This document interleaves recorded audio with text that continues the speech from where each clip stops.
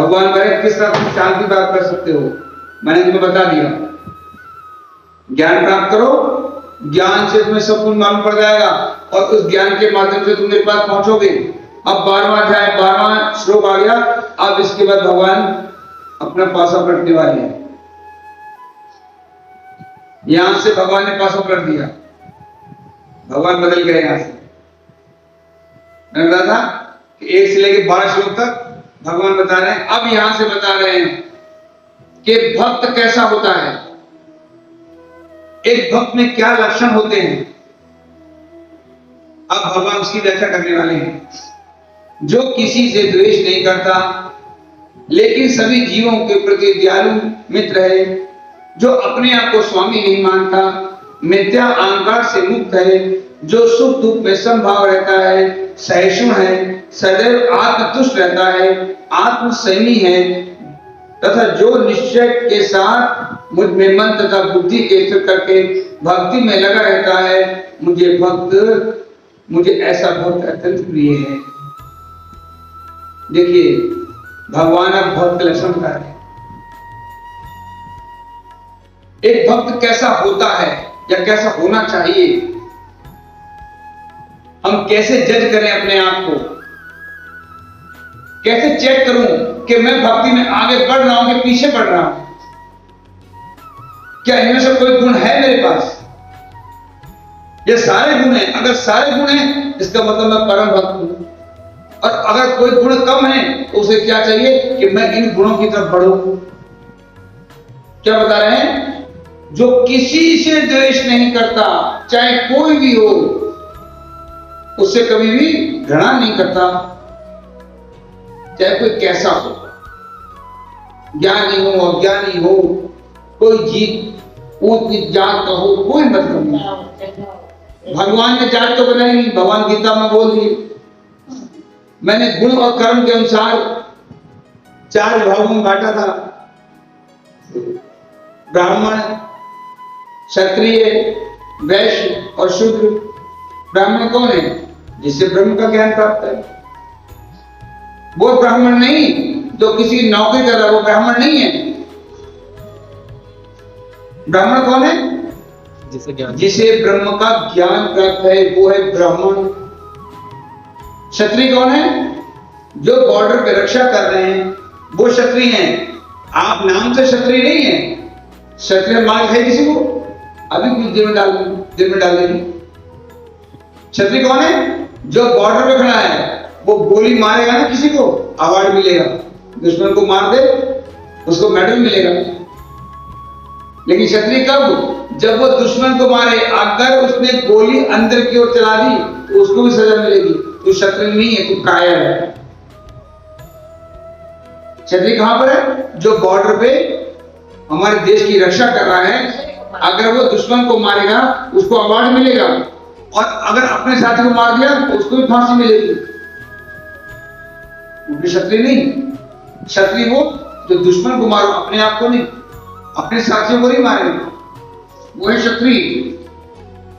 अब तो लोग अपने आप में क्षत्रिय हूं करते हैं, किसी की जॉब है, क्या बोलता है, बोलता है मैं क्षत्रिय हूं। वैश्य कौन है, वैश्य वो है जो व्यापार करते हैं, किसी की जॉब नहीं करते। क्या करते हैं, व्यापार, लेन देन करते हैं, सामान को इधर उधर भेजते हैं, वो है व्यापारी। और शूद्र, शूद्र वो है जो तीनों विभागों की सेवा कर रहा है। मतलब एक सीधी बात है कि वहां पे काम करता है। जो व्यक्ति काम कर रहा है, उस काम से धन को प्राप्त कर रहा है, किसी की नौकरी कर रहा है, वो सब शुद्ध है। भगवान ने ऐसे गुण, ब्राह्मण में क्या गुण है, वो क्या ब्राह्मण शांत रहता है, क्या ब्राह्मण सब भाव से देखता है, वो है ब्राह्मण। भगवान के पास बैठे कोई ब्राह्मण नहीं बन सकता, बट उनका ज्ञान प्राप्त हो, और उसमें 24 गुण होते हैं ब्राह्मण के। क्या वो सारे गुण हैं उसके अंदर, वो सारे गुण उसके अंदर होने चाहिए। ब्राह्मण बनने से पहले ब्राह्मण की दीक्षा होती है, अब तो लोग जन्म से ब्राह्मण समझते हैं अपने आप को। जज का बेटा जज होता है क्या? उसे परीक्षा पास करनी पड़ेगी तब जज बनेगा। वकील का बेटा वकील नहीं होता, उसे परीक्षा पास करनी पड़ेगी। क्षत्रिय बनना है तो उसे एग्जाम में उसको पास करना पड़ेगा तब क्षत्रिय बन सकता है वो। ऐसे नहीं बन सकते।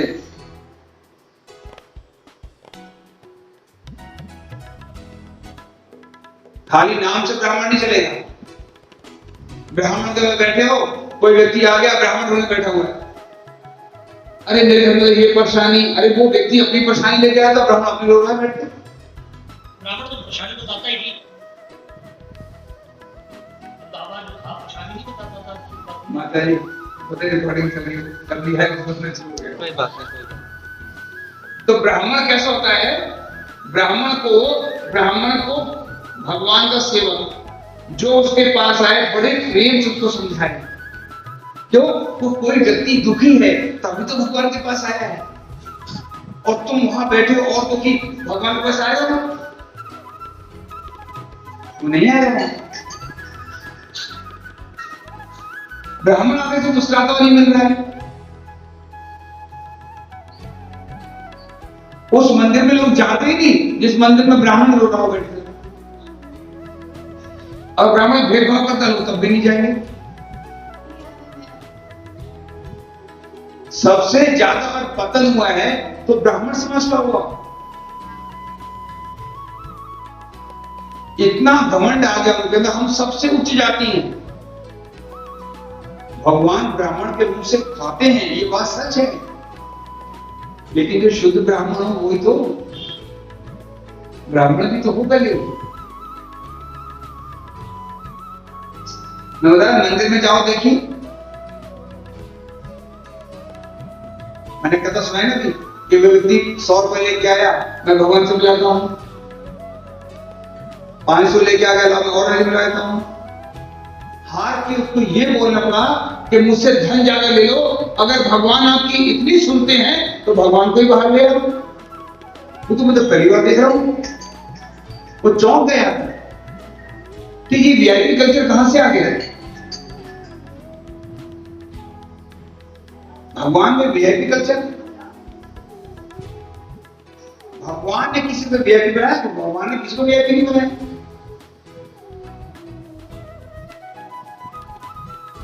भक्त तो हमेशा भगवान के चरण के दर्शन मांगता है। जब तक भगवान के चरण के दर्शन नहीं करेंगे तब तक भगवान से अनुराग हो नहीं सकता। भगवान के जाके चरणों के दर्शन करने चाहिए। प्रभु जी विशेष बात है ये, जितना भगवान के चरण के दर्शन करेंगे उतना ही भगवान से प्रेम बढ़ेगा। कभी भी भगवान का जाके मुख नहीं देखना चाहिए, पहले जाके भगवान के चरण ही देखने चाहिए, फिर धीरे धीरे आंख को उठना चाहिए। चरणों के बाद आंख नाभि देखिए, फिर वक्ष देखिए, फिर भगवान का मुख देखना चाहिए। और हमारा घमंड में इतना सब हुआ है, हम जाते ही भगवान का मुख देखते हैं। अच्छा मुख तो देखते हैं, वहां भी ध्यान लगता नहीं। अगर कोई व्यक्ति भगवान कृष्ण को ध्यान से जाकर अगर देख ले, पहले मुझे बोलते हैं क्योंकि आपके माथे में तिलक बहुत लंबा लगा हुआ। मैंने कभी भगवान को जाकर देखा?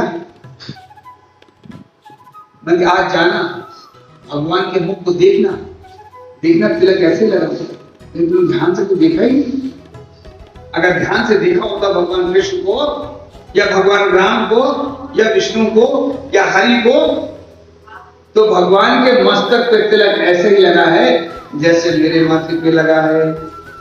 श्री कृष्ण गोविंद हरे मुरारे, हे नाथ नारायण वासुदेवा।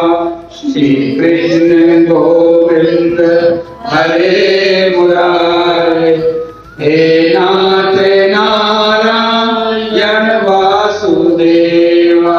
हे नाथ नारायण वासुदेवा, हे नाथ नारायण वासुदेवा, हे नाथ नारायण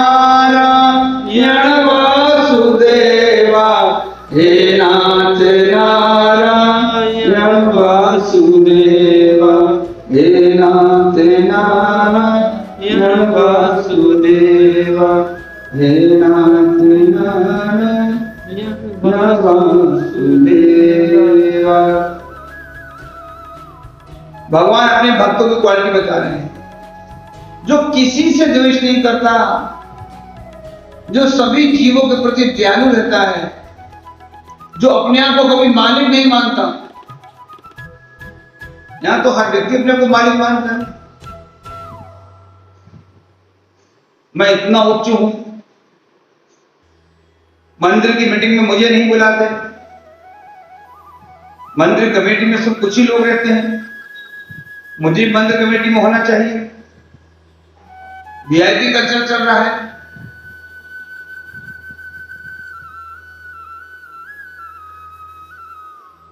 अपने आप को स्वामी नहीं मानते। मैं दुकान का मालिक नहीं, मैं फैक्ट्री का मालिक नहीं। कौन मालिक है? भगवान मालिक। कौन मालिक है? भगवान।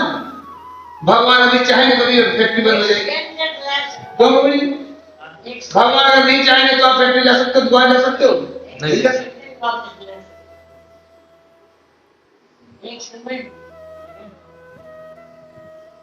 मिथ्या अहंकार से मुक्त। मिथ्या अहंकार क्या है? पता है मैं पंजाबी हूं, पता है मैं बहुत अच्छा वक्ता हूं, पता है मैं बहुत अच्छा गाता हूं। माइक लगाई पहले मेरे आगे, फूलों की मालाएं पहनाई है, 100-200 लोग होने चाहिए पहले मेरे आगे। मैं तब पढ़ाने आऊंगा, मैं क्यों 4 लोग पढ़ाने आऊं? मुझे क्या प्राप्त होगा? मुझे क्या मिलेगा? मेरे आने से पहले सब चीज लग जानी चाहिए। ढंग से बैठिए। मिथ्या अहंकार। माइक लगा होना चाहिए, हर चीज मेरे आने से पहले सज जानी चाहिए, भीड़ पूरी होनी चाहिए, मैं तब आऊंगा। ये क्या है? मिथ्या अहंकार। माता जी बोल रही थी, मैं आश्रय देने वाली क्या होगा? मैं कि माता जी अगर कोई एक व्यक्ति भी सुनने वाला होगा तो मैं तब भी आऊंगा। एक व्यक्ति भी अगर सुनने वाला है तो मैं आऊंगा। इससे फर्क नहीं पड़ता कि भीड़ कितनी है। भीड़ से मुझे क्या लेना देना? मुझे क्या लेना देना भीड़ से? भाव। भाई भीड़ से मतलब अहंकार है मेरे अंदर ना। मैं ज्ञान दे जा रहा हूं, उतने लोग होने चाहिए। कई लोग बोलते हैं आप एक ही इतना बोलते हैं, आप तो पागल हैं, इतना समय दे रहे हैं परिवार के लिए। क्या वो समझते भी नहीं इस बात को? इतना समय दे दिया आपको, इतनी क्लास कभी कहीं नहीं की आप।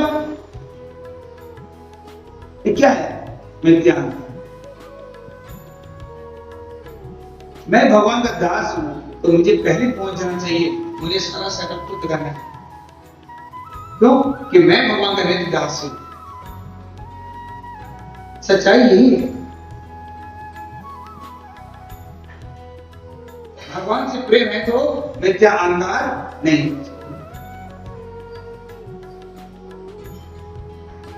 प्रयास ये होता है कि कैसे आप इस बात को अच्छे से समझ सके। मेरा ध्यान वहां होना चाहिए कि कैसे मैं समझाऊं, इतना प्रवचन चलाऊं ताकि आप आराम से उसे पढ़ सकें। जिसकी आईसाइट वीक हो वो भी पढ़ सके, जिसके कान वीक हो ताकि माइक के जरिए आवाज को और तेजी से सुन सके।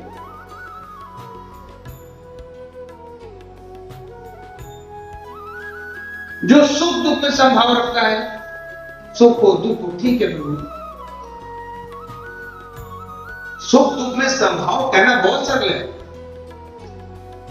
कि भगवान की इच्छा से हो रहा है। एक महात्मा थे, नदी में बैठ के जा रहे थे, नाव में बैठे, नाव भी धार में पहुंची, किसी ने हल्ला मचा दिया, नाव तो डूबने वाली है। क्या बोला? नाव डूबने वाली है। महात्मा जी ने एक काम किया, 4 अपना कमंडल निकाला और नाव में पानी डालने लग गए। नदी का पानी उठाकर नाव में डालने लग गए। थोड़ी देर पड़ी, किसी ने हल्ला मचाया, अरे नहीं नहीं नाव तो बच गई, नाव नहीं डूबेगी, अब भगवान ने बचा लिया। तो उठा के जो जल डाला था उसको बाहर करने लगे। कोई बात सोचने वाली बात नहीं है, प्रयास करें। इसका तो गौर से समझिएगा। उसने वो लोटे बाहर निकालने शुरू कर दिए। नाविक ने उसमें कुछ नहीं बोला। जब नाव पार हो गई उसने कहा, महाराज ये आप क्या लीला कर रहे थे, मैं आपकी लीला समझ नहीं पाया, मैं आपकी लीला समझ नहीं पाया। जैसे ही पानी पड़ा कि नाव डूबने वाली है, आपने नदी का जल और उठाकर निकालना शुरू कर दिया, और जैसे ही मालूम पड़ा कि नाव अब निकल गई, नीचे से जो फंसी थी बाहर निकल गई, अब नाव नहीं डूबेगी, आपने जो अंदर जल था बाहर निकालने लगे। और तब तक निकालते जब तो नाव खाली नहीं हुई, डाले तो 4 थे, निकाले 40 आपने, क्योंकि नाव के अंदर पानी अपने आप सुनता रहता है। तो ये क्या था? महात्मा बोले कि जो भगवान की इच्छा है वो मेरी इच्छा है। आपने कहा नाव डूबने वाली है, तो भगवान की इच्छा है कि नाव डूबनी चाहिए, तो मैं भगवान के कार्य में सहयोग करने लग गया कि नाव जल्दी डूब जाए। और जब कहा कि नाव नहीं डूबेगी, भगवान ने बचा लिया, तो भगवान के काम में सहयोग करने लग गया, बाहर निकालो पानी को। तो भगवान नहीं चाहते नहीं नाव नहीं डूबे। ये है साधु के लक्षण। कितनी गहरी बात बोलती, जरा सी बात करूंगी। एक साधु नदी के किनारे बैठा था। गांव वाले आए नाव लेके, बोले महात्मा जी नाव में बैठिए और बाहर चलिए। बोले नहीं नहीं अभी नहीं जाऊंगा, ये नदी निकल जाए तब जाऊंगा। वो नाविक गया गांव में, बोला यार एक महात्मा बैठे हैं वहां पर, पागल है पूरा। बोले क्यों पागल है? बोले मैंने उनसे कहा कि मैं नाव लेके आया हूं और बाहर चलिए। वो कह रहे जब नदी सूख जाएगी मैं तब जाऊंगा, जब नदी निकल जाएगी मैं तब जाऊंगा, पहले निकल जाना। तो गांव वाले इकट्ठे होते बोले यार पागल है, इतना बड़ा पागल कोई, पागल को सुनेगा इतना बड़ा कोई पागल कि पूरी नदी निकल जाए तब निकलेगा वो, तब इस पार आएगा। तो पूरे गांव में रहा नहीं, गांव वाले सभी नदी में बैठ के इस पार आ गए। बोले महात्मा जी हो सकता है कि हमने आपकी बात को समझ ना पाए हो, आप एक काम करिए, हम लोग सब लोग गांव में ले आए हैं नाव लेके, आप नदी के पार चलिए ना। बोले नहीं नहीं नदी निकल जाए मैं तब जाऊंगा। बोले महात्मा जी आप साधु हैं, आपको इतना तो पता होना चाहिए कि नदी हजारों वर्ष से बह रही है और ये पता नहीं कितने हजारों वर्ष बहेगी, आप तब पार आएंगे क्या? नदी कई समय चल रही है, नदी निकल जाए मैं तब जाऊंगा। ये तो कोई बात समझ में नहीं है, आप नदी निकल जाएगी तब आएंगे, अरे नदी पार आ जाएगी ना। तो महात्मा जी बोले मैं आपको यही समझाने आया हूं कि आप मुझे नदी पार करना चाहते हैं, मैं चाहता हूं आप नदी से पार आ जाओ। ये नदी ऐसी ही बहती रहेगी। जिस तरह आप मुझे मूर्ख समझ रहे हैं कि नदी निकल जाए हम तब आएंगे, अब इंसान समझता मैं बूढ़ा हो जाऊंगा तब भक्ति करूंगा। तुम पहले क्यों नहीं आ जाते इधर? तुम पहले क्यों नहीं आ रहे इधर? तुम मुझे उस पार लेना चाहते हो, तुम ही उस पार क्यों नहीं आ जाते? सबकी आंखें खुल गई और उन्होंने उसी वक्त उस महात्मा के पांव पकड़ लिए। बोले हे महात्मा हम आपको अब समझ पाए कि आप कितनी बड़ी बात है। महात्मा लोगों की बातों को समझना इतना सरल नहीं, ये तत्वदर्शी होते हैं। साधु क्या होता है? तत्वदर्शी। वो तत्व से बात को समझा रहा है, हमारी बुद्धि इन तत्वों को समझती नहीं। हमारी बुद्धि तो छल समझती है, कपट समझती है, किसी से द्वेष करना जानती है, लेकिन तत्व को नहीं जानती।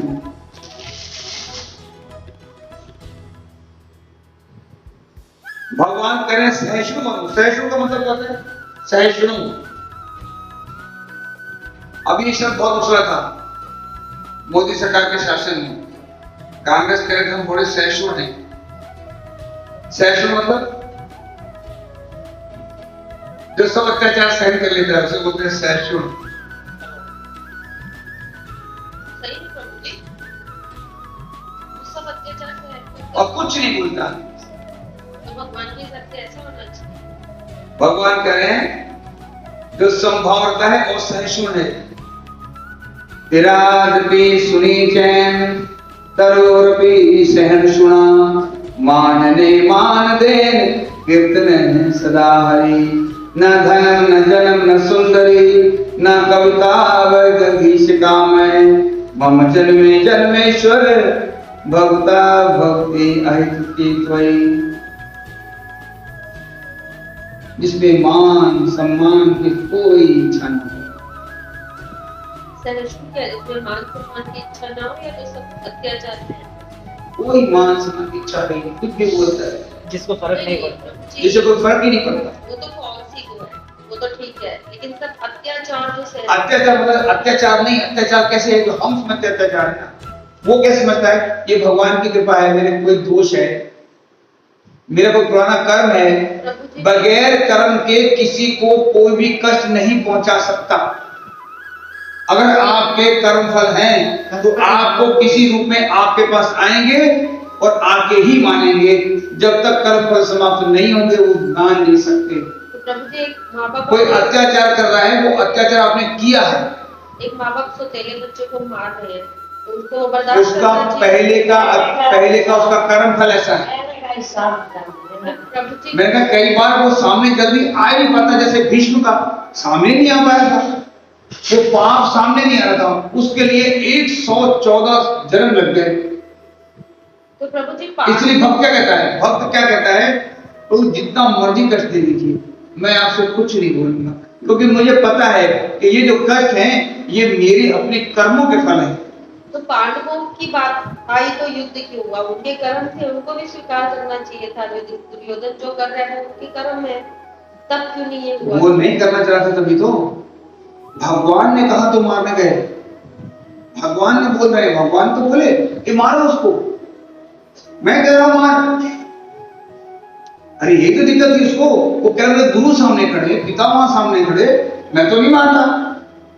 भगवान कह रहे मार, समय आ गया इनका।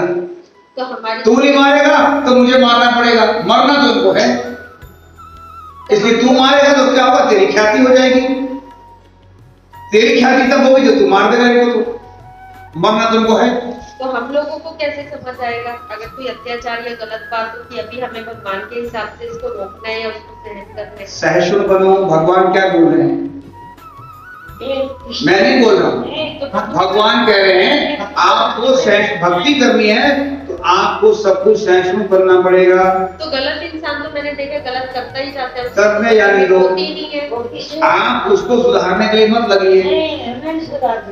और हम उसके साथ अच्छा व्यवहार करें, जितने अच्छा कर लीजिए आप, अलग हो जाए उससे फिर। क्या कर सकते हैं? नहीं, अलग होना आपकी भक्ति नष्ट हो जाएगी, भक्ति आपकी नष्ट हो जाएगी ना। भगवान करे सहिष्णु बनो, या तो सह सकते हो तो सहो, नहीं तो आप दूर हो जाओ। जब तक आप सह सकते हो तो सही है, लगता है मैं सह नहीं कर सकता, मुझे दिक्कत होती है, आप दूर हो। और उसके साथ व्यवहार फिर भी अच्छा करते हैं, बदल जाइए। व्यवहार तो आप जब दूर हो जाएंगे तो व्यवहार कहां से रहेगा? व्यवहार तो रहेगा ही नहीं। साधु लोग क्या करते हैं? संसार से विरक्त हो गए ना, संसार के हवाले में देते नहीं अपने ऊपर। वो कहते तुम चोरी चकारी तुम करते रहो, मुझे इसका असर नहीं पड़ता, क्यों? मैं तो दूर रहता हूँ। अगर प्रभु जी क्या चीज? दूर भी ना हो पाए और घर में भी रहना पड़े तो सहिष्णु बनो। नहीं, वो ठीक है, उनको बर्दाश्त कर ले। हमारा व्यवहार दूसरे के प्रति कैसा होना चाहिए? सहिष्णु कुछ ना बोलो, संभाव बस चुप। अच्छी और बुरे के लिए समान। नहीं, मेरा क्वेश्चन अभी भी दूसरा है। ठीक है, हम दूर भी नहीं हो सकते, वो हमारे साथ गलत है, हम उसको बर्दाश्त कर रहे हैं, वो जो हमारे साथ बुरा कर रहे हैं।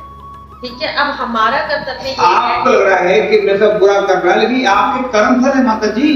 हमारा व्यवहार उसके साथ कैसा समझो। वैसा ही होना चाहिए पहले ये समझ लीजिए, ये आपके कर्म फल है। पिछले जन्म में पाप में आपने पिछले जन्मों के पाप में जो आपके साथ ऐसा साथ हो रहा है। अगर मेरी औलाद कहीं मेरे कहना नहीं मान रही तो उसका मतलब क्या है, मेरे पिछले जन्मों के ऐसे पाप हैं जो आप सामने आके खड़े हो गए। पिछले जन्म में पाप। मैंने आपको समझाया था ना, कई बच्चे जो मुंह बहिर हो जाते हैं बोलते नहीं, हाफ माइंड हो जाते हैं और कुछ उनकी मुक्ति का समय आ गया, अब उनका कर्मफल खत्म, कर्मफल बनाए भी उसने। और हम क्या सोच रहे हैं, हम कुछ अच्छा कर रहे हैं, अच्छा आप नहीं कर रही है, उसके ऐसे कर्मफल हैं, उसके प्रति आपको अच्छा करना पड़ रहा है। समझ रहे हो? अगर इनके भाग में सुख है तो सबको काम करना पड़ेगा इनके लिए, और भाग में सुख नहीं है तो इनके प्रति सभी विपरीत हो जाएंगे। सुन रहे हैं? देखिए, आपके प्रति आपको कुछ अच्छा मानती है, आप सोचिए मैं अच्छा कर रही हूँ, मैं अच्छा नहीं कर रही हूँ, कोई आपसे अच्छा करवा रहा है, भगवान का उसके कर्म फल ऐसे जिस बच्चे अच्छा कर रहे हैं। मैं नहीं मानता मैं आ रहा हूं, आपके कर्म फल अच्छे कि मैं यहां आ रहा हूं, नहीं, मेरा कर्म फल अच्छा है कि मैं यहां पे बोल पा रहा हूं। प्रभु जी, मेरे पास हमेशा जिंदगी में दो ऑप्शन सबके पास होते हैं। एक मेरे पास भी ऑप्शन है कि मैं जाऊं, मैं सबके लिए जाऊं, अभी फॉर एग्जांपल कुकिंग करूं, है ना, जबकि और लोग भी कर सकते हैं। और एक मेरे पास एग्जांपल है, मैं जाऊं, मैं अपनी माला करूं, मैं किताब पढूं, मैं कुछ भी करूं, मैं अपने कपड़े तय करूं, मैं कुछ भी करूं, मैं खाली बैठूं, आराम करूं। चूज कैसे करना है जिंदगी में, ऑप्शन को चूज कैसे करना है? मैं एक अपने टाइम को उस इंसान के लिए खर्च करूं जो मेरे साथ और दूसरों के लिए बुरा करता है। आप दूसरों के लिए क्यों सोच रही ईमानदारी, आप भगवान के लिए काम कर रही हैं। पहली बात तो सोचना नजरिया कर रहा है, आप कोई काम कर रही हैं भगवान के लिए, लोगों के लिए काम नहीं कर रही हैं, लोगों के लिए काम नहीं करना है। मैं कोई सेवा करने जा रहा हूं, मैं सिर्फ और सिर्फ भगवान के लिए ही जाता हूं। नहीं, मैं नदी में जाने की सेवा होगी वो तो मुझे भी पता है। सुनो, मैं वहां जो कोई काम कर रहा हूँ तो किसी कर रहा हूँ, लोगों के लिए, मैं सिर्फ और सिर्फ भगवान के लिए कर रहा हूँ। किसको ध्यान जा रहा हूँ, मुझे किसी से मतलब नहीं है, सिर्फ और सिर्फ भगवान से मतलब है। ओके प्रभु जी, और स्पेसिफिक क्वेश्चन पूछती हूँ, ठीक है। मैं अपने घर पे उठी, मैंने मेरे बच्चों के लिए एक सब्जी बनाई, एक दाल बनाई, एक रोटी बनाई, और वो मुझे बोल रहे हैं हमें तो जी खाना पसंद ही नहीं है, हम तो इंडियन खाना खाते ही नहीं है। अगले दिन मेरा क्या कर्तव्य है, मैं फिर से वही काम करूं या मैं छोड़ दूं? छोड़ दीजिए, आप बेफालतू अपना कर्मफल बना रही हैं। उनके भाग में आपके हाथ का खाना नहीं है, उनका भाग्य नहीं है, जबरदस्ती भाग्य दे रही है उसको। एक भिखारी को जितनी मर्जी भीख दे लीजिए वो अमीर नहीं हो सकता, जितना मर्जी प्रयास कर लीजिए। कितने भिखारी है, कितना धन मिल रहा है, अमीर होगा क्या वो? पूरा हृदय सोच रहा अमीर हो जाएगा एक दिन, लाओ मैं 1 रुपया देता हूं, अमीर कर दूं, अमीर नहीं हो सकता वो, उसका भाग्य नहीं है। तुम जितना ही धन दे दो उसको, आप कितने सुख दे लीजिए, उसके भाग्य में सुख नहीं है तो लेगा नहीं। तो फिर कैसे रहना चाहिए? उनको छोड़ दूं मैं, उनके लिए खाना सहिष्णु हो जाओ, शांत हो जाइए, यही मतलब जो अगर वो कहते हैं तो कर दीजिए, नहीं तो मत करिए। हमें अपना बना के खा बिल्कुल, प्रभुपाद जी कहते थे भगवान की सेवा करनी पहले माला पूरी करिए, आप मंदिर में सेवा मत करिए, सेवा बाद में करनी है, पहले अपने लिए काम करो, पहले अपनी माला पूरी करो। आपने माला पूरी करनी, आपको सेवा चाहिए, सेवा नहीं मिलेगी मंदिर में। तो प्रभु जी इसमें समभाव कैसे आया? सुनिए, मेरे बच्चों के पहले आप अपने लिए कार्य करिए। भगवान कह रहे हैं समभाव रखो, अगर वो करना अच्छा लगता है तो करो, मत करो। वो नहीं चाहते तभी जबरदस्ती कर रही है आप, इसका मतलब क्या है? आपको आसक्ति है वो कार्य करने की, फिर भी वो मना कर रहे हैं, तब भी आप कर रही है, फिर भी कर रही है, फिर भी आप कर रही है। ये मां है,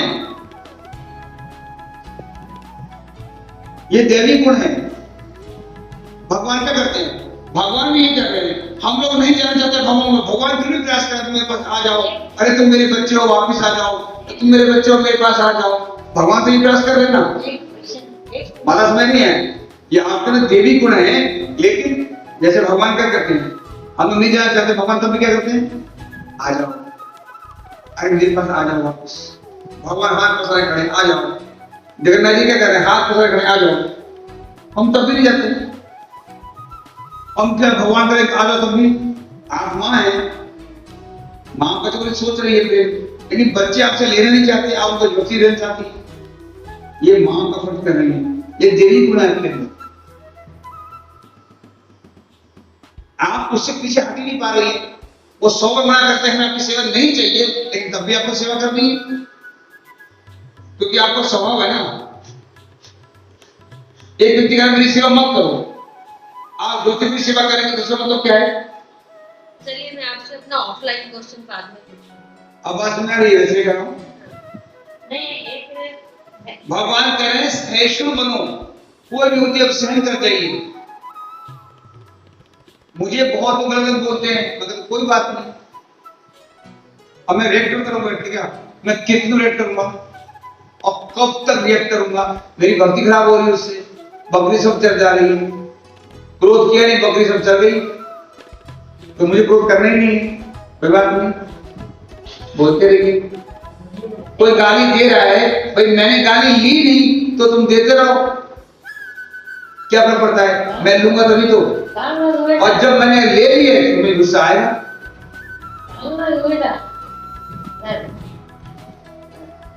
भगवान कह रहे हैं सहिष्णु बनो, सदैव आत्मतुष्ट रहो। आत्मतुष्ट क्या है? सेटिस्फाइड खुद में जो है बस।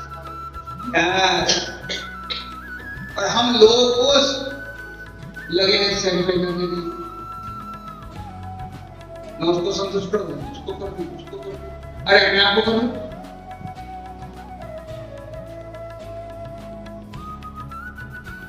आत्मसंयमी और जो निश्चय के साथ मुझ में मन तथा बुद्धि को स्थिर करके भक्ति में लगा रहता है, वह मुझे अत्यंत प्रिय है।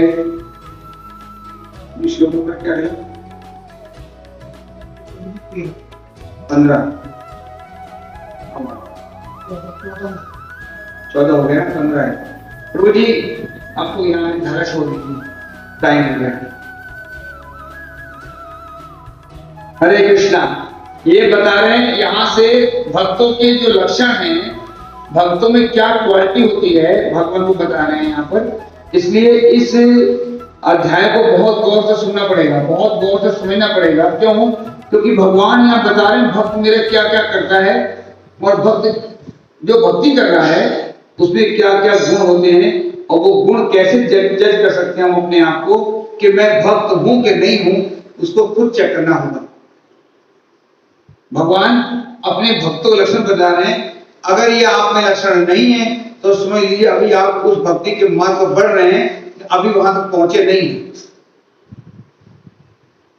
हो सकता हमें कोई भी बात समझ में नहीं आ रही हो, क्योंकि हमारी अभी बुद्धि का लेवल वहां तक नहीं है। क्यों बुद्धि क्यों नहीं? मेरी भक्ति ही उतनी नहीं है अभी।